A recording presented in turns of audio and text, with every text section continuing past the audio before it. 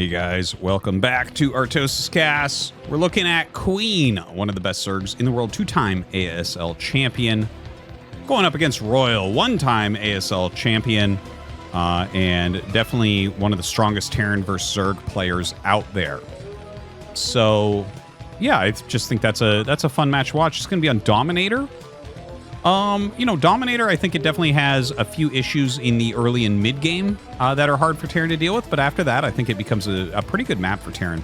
There's more attack vectors on Zerg than pretty much any other map. It's more easy to, or even easier to drop into the main bases on this map than probably any other map that we have professionally right now. So that's something that really, really can help when playing TVZ.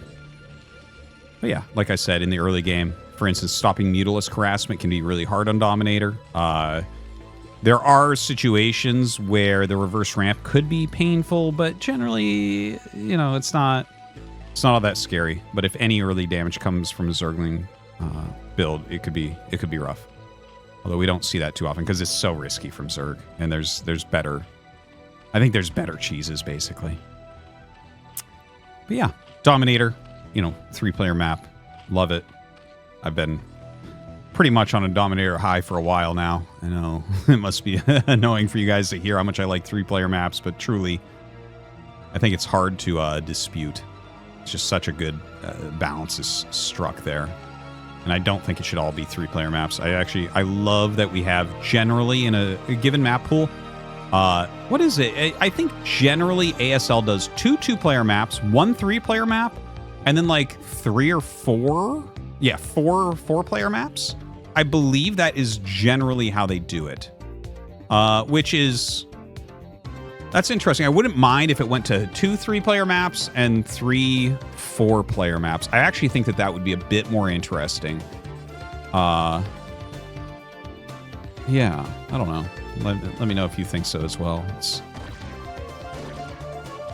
I like the variety. It's so good to have a nice variety of maps to play on. It's like, not to throw shade on Warcraft 3 or chess, but like having a big variety of maps and having that switch all the time, or Dota or League or any of these, like, I know that sometimes things get changed in some of the, well, maybe not chess or Warcraft 3, but you know, it's, I just think it's like, makes the game so much more interesting, and the replayability is so good because of that. You know? Like, I mean, and the thing is, we rotate back in really good maps too. It's just, there's such a large map pool, you just get a big variety of games in a given day. So, looking at Royal's side, he has gone very fast gas, and I don't actually see an engineering base. So this is going to be a very fast factory. Which is a little bit weird. Gas after command center gives you a late enough factory that it's tricky in this case. I think he's going to go mech.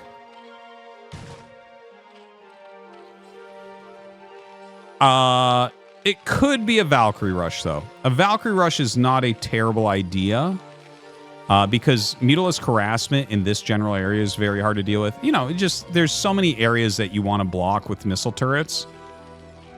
You can't quite do it all. So a Valkyrie rush makes sense in this map. I actually, you know, when I played, I always think to myself, yeah, if I was a Valkyrie user, this would be a great map for me in that regard. Because it's just the strength of the Mutalisk harassment is stronger here than on a lot of maps. But that being said, I have seen Royal do some mech lately, and it feels to me like the Valkyrie might be a little bit slow, but he's not starting a second factory. So yeah, I am again having to lean towards that Valkyrie rush. Of course, he is hiding it all very well. Like, Queen doesn't really have any idea. He sees this barracks blinking, he sees plenty of Marines, and look, he even cancels that off. He's just making it blink so that you think more stuff's being made. Vulture on the way. There's the starport. And it basically has to be Valkyrie now. Science Vessel is a bit too slow. And, like, yeah, Wraith, obviously not. Obviously not. And there's the armory. So as this flies in, he's going to say, oh, that with the Academy, when you see both of these together, you know that it is a Valkyrie rush. You can't go Goliath and Academy at the same time. Well, It's just not considered good. I have tried that out, and like you can actually live through the mutas and everything, but it doesn't gel well. There was, for a very short time, a build that actually I think Barracks came up with. He doesn't normally come up with builds, but I believe he was the first person to do it. I was talking with Scan about it years and years ago, but when the Goliath build was popular, he was doing one factory Goliath with, he'd hide the Academy and eBay in the middle of his base and go mass bio with it. And it would just be like, how do you touch that with Mutalisks? They got the range and they got the DPS. It was a cool build. Never really caught on. It was used in ASL like one time. I think Flash actually used it on a really weird map.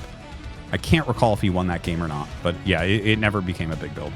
Anyways, the Muta's flying across the map. Some missile turrets being made. Not quite on time, just barely off here for Royal. Wow, that heal. Super clutch heal by the medic. Gets that turret finished. First Valkyrie not out yet, but actually, I mean, it's still pretty good timing. Got a few missile turrets here, adding those additional barracks. Yeah, look at him fly in with the Scourge.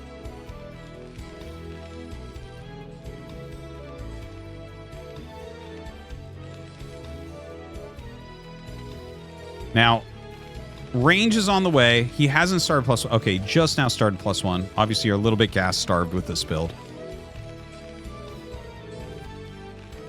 Now, normally, like in this day and age, Valkyrie builds are considered timing attacks. They're kind of all in, basically. There just isn't much recovery. Ooh, that was sick micro. That was sick micro, dodging those Scourge, pulling this back just right. Oh! And he nails the sliding shot. Beautifully done. Okay. But yeah, Valkyrie builds are mostly all in right now. And the reason for that is if they hold on, like the Valkyries give you this great timing where the mutas can't control the map anymore, or they shouldn't be able to, as long as you micro well, like we're seeing from Royals so far. So that allows you to move out more, like earlier, before Lurkers. Now the problem is once Lurkers are out, you've spent a lot of time and money on Valkyries, which now don't really do anything. So generally what happens at that point is like maybe one big drop or one big bust from Terran, and there's nothing really after that because you haven't built up science vessels to gain value over time. You had all these things that are like good in a very small window of the game, which no longer are any good. Now, Muta's flying in doing some pretty heavy harassment here. If Queen pairs this up with sunken colonies at his bases, this could end up being very good. Oh, dude, that micro was insane. Are you kidding me? He identified which Valkyrie was going to be targeted with the Scourge and danced it while the other two shot everything down. That was sick. That was sick. Now, Lurker's on the way here. A bunch of bio walking up. It looks like he doesn't actually know where the base is. He knows there's a base. He's looking for it. Or maybe this was just to catch the mutas. I could have missed him getting a scan, and he's just trying to get damage here against the mutas. The thing is, killing the mutas is not that useful. What's useful is killing drones or a hatchery before that gets up. Okay, he didn't even test, so I think he doesn't know that that's there. Oh, a couple Lurkers at the front. Almost missed it. Ignore those bloodstains. I didn't miss it. Tank coming out. Science vessel as well. He is trying to transition into something else here since the Lurker's already up. But what you're going to see is that this is a very difficult thing for him to do.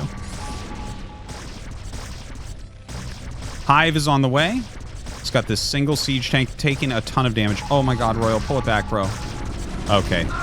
You're not going to win from here. Sorry. Losing that siege tank is so painful because he might have still had a chance to do like a timing push, but now how do you break Lurkers? Like if Queen just makes a bunch of Lurkers and burrows them, are you gonna push it all through with one siege tank and kill all the Sunkens and like not have Consume be done? I don't think so. Don't think so. Is kind of a scrappy game still though. Still definitely some options here. Some potential in an attack. Another Overlord block there. Or the first one of the game, rather. Evolution Chamber. We need the Defiler Mound. There it is. Most important building.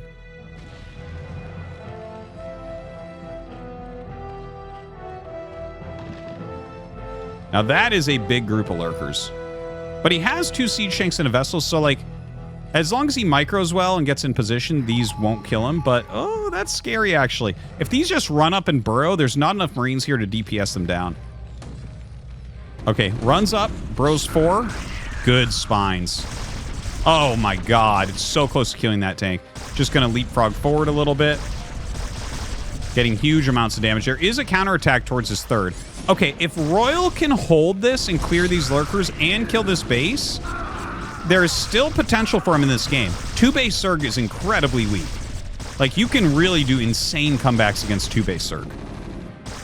Now, oh, it looks like he just doesn't have the scan there that he needs, unfortunately.